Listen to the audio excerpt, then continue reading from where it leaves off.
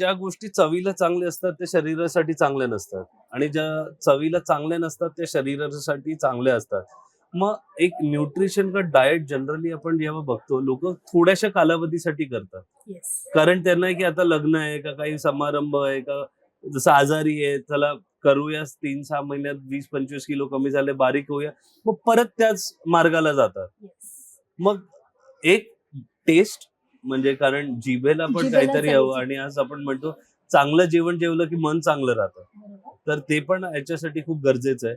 तर ते आणि हे जे मी तुम्हाला बोललो की शॉर्ट टर्म डाएट होतो आणि बारीक होतो फरक दिसतो आणि परत आपण त्याच कसं टॅकल करायचं याला. नाही, तीच तर गोष्ट आहे की ज्याच्यामध्ये आपण गुगल वरती किंवा युट्यूब वरती आपण सर्च करतो आणि आपलं जंक फूड किंवा क्रॅश डाएट मध्ये आपण जातो की ज्याच्यामध्ये आपण जंक फूड आपल्याला आवडत असतं परंतु ते काही दिवस सोडायचं किंवा ते काही दिवस घ्यायचं नाही आणि क्रॅश डाएट करायचं की जसं काय काही कमी जेवायचं काही खायचं नाही किंवा भात आपण अवॉइड करतो की भात कमी खाल्ला म्हणजे आपण बरेचसे आपल्याला कर्बोदके कमी गेले परंतु तेवढं एकच करून चालत नाही. त्यामध्ये आपल्याला प्रथिने मिळत नाहीत कर्बोदके मिळत नाहीत जीवनसत्वांचा अभाव होतो पाण्याची जी काही कमतरता असते ती पण होऊ शकते. त्यामुळे काही दिवसासाठी जे काय आपण वजन कमी करण्याचं क्रॅश डाएट करतो त्याच्यानंतर आपला तब्येत आणखी बिघडू शकते.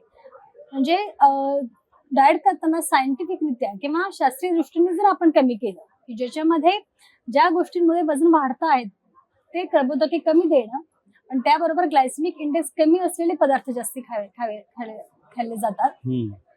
त्यामुळे काय होतंय की आपली जी काही पचन क्रिया असते किंवा आपले जे काही न्यूट्रिशन जे काय आहे तर ते आपल्याला त्या कालावधीमध्ये व्यवस्थित देता येतं. ज्याच्यामध्ये आपण न्याहारी असेल दुपारचं जेवण रात्रीचं जेवण आणि मधला मेनू असे चारही विषयामध्ये आपण डिवाइड करतो आणि त्याच प्रकारे आपण त्या माणसांना किंवा त्या व्यक्तींना आपण न्यूट्रिशन देत असतो. जंक फूड किंवा क्रॅश डाएट यामुळे अतिशय भयानक प्रकार असले किंवा परिणाम असलेले अनेक तरुण अनेक वृद्ध आणि अनेक ऍडोलसंट एज मधले जे काय पौगंडावस्थेतले जे काय मुलं आहेत त्यांना तो परिणाम वाईट असलेला अनुभवात आलेला आहे. त्यामुळे अशा प्रत्येक वेळी आपण डॉक्टरांचा आणि महत्वाचं म्हणजे आहार तज्ञांचा सल्ला घेऊनच ते करा. तुम्ही बोलला हे जे क्रॅश डाएट करतात अशा वेळेला शरीरावर आणि आपल्या प्रकृतीवर त्याचा खूप वाईट परिणाम होतो. सध्या ट्रेंड चालू आहे ओझम्पिक इंजेक्शनचा. तुम्हाला माहिती असेल की लोक ती इंजेक्शन घेत आहेत आणि म्हणजे ते आता चालू आहे ट्रेंड झटपट पटापट रिझल्ट तसा तो रिझल्ट त्यांना हवाय. त्याबद्दल आपण काय बोलू? तेच सर आजकालच्या धगधकीच्या आयुष्यामध्ये प्रत्येक गोष्ट आपल्याला पटकन हवी असते किंवा त्याचा रिझल्ट लगेच मिळायला पाहिजे अशी हवी असते परंतु ते प्रत्येक गोष्ट आपलं शरीर ऍक्सेप्ट करेल किंवा आपण चयापचय जी काही क्रिया असते आपलं डायजेशन जे असतं ते ऍक्सेप्ट करेल असं नाही. आपण ते फॅड म्हणून किंवा ती तंत्र म्हणून आपण ते अवलंबतोय परंतु त्याचा जे काही परिणाम आहे तो नंतर आपल्याला वाईट होत असतो. खूप कमी जण आहेत की ज्यांना तो डेव्हलप होतो की ज्यामध्ये की त्यांची प्रकृती अतिशय उत्तम आहे ज्यांचा व्यायाम सुरू आहे जे अतिशय सुदृढ प्रकृतीचे आहेत ज्यांच्यामध्ये टेन्शन किंवा धावपळ ही अतिशय कमी दिसते अशा लोकांना ते अतिशय चांगल्या प्रकारे रिएक्ट करतं. परंतु बहुतांश लोक जे असे असतात की ज्याच्यामध्ये त्यांना काम करायचं असतं IT सेक्शन मध्ये ती लोक असतात की ज्याच्यामध्ये त्यांना वर्कलोड खूप जास्त असतो शिवाय त्यांच्या जीवनाचे जे काही वेळा असतात त्या योग्य नसतात म्हणजे अवेळी जीवन करणं असतं.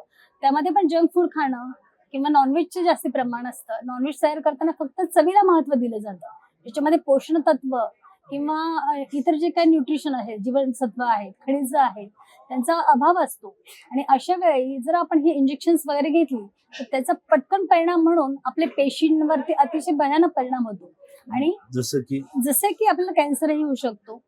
जसं की आपल्याला ते इंजेक्शन बंद केल्यानंतर ओव्हरवेट किंवा ओबेस होऊ शकतं. यानंतर आपल्याला डायबेटीस किंवा हायपरटेन्शन सारखे व्याधींना पण सामोरं जावं लागू शकतं.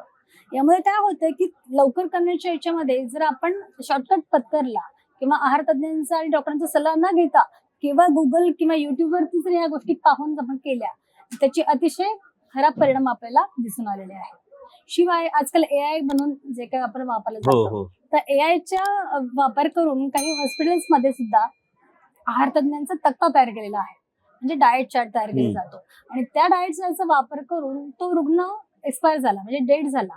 तर अशा प्रकारे AI की जिथे माणसांचा वापर केला नाही किंवा मशीन्स किंवा रोबोटचा वापर करून या गोष्टी केल्या जातात आणि आहार तज्ञ किंवा डॉक्टरांना महत्व न देता केवळ आपण AI म्हणून पुढे गेलेलो आहोत, आपली टेक्नॉलॉजी खूप पुढे गेलेली आहे, अशा प्रकारे तो डाएट लिहून गेल्यानंतर त्या रुग्णाला मधुमेह, त्याचप्रमाणे दमा आणि श्वसनाचे विकार, हे तिन्ही गोष्टी आणि तिन्ही कॉम्प्लिकेशन्स होत्या. हम्म. आणि अशा प्रकारे केवळ वजन कमी करण्यासाठी किंवा केवळ हा डिसीज त्याचं रोखण्यासाठी जो डाएट वापरला गेला तो अतिशय चुकीच्या प्रमाणात होता आणि त्यामुळे त्या माणसाला डेथ आली आहे.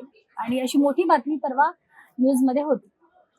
तर मग आपण हेच पाहायचंय की आपण जलदरित्या न जाता सायंटिफिकरित्या आपण खूप नीट करत नाहीये. फक्त आपण जिभेच्या चवीपेक्षा त्या न्यूट्रिशन पोषण तत्वांना महत्व देतो. आणि तुमच्या शरीराला काय महत्वाचं आहे, तुमचं डायजेशन कशा प्रकारे आहे, तुमचे दिवसभराची जी काय धावपळ किंवा दिवसभराचं जे काय तुमचं रुटीन आहे त्याला महत्वाचं काय काय गोष्टी खाऊ शकतो, या प्रकारे आपण ते डाएट तयार केलेलं हवं.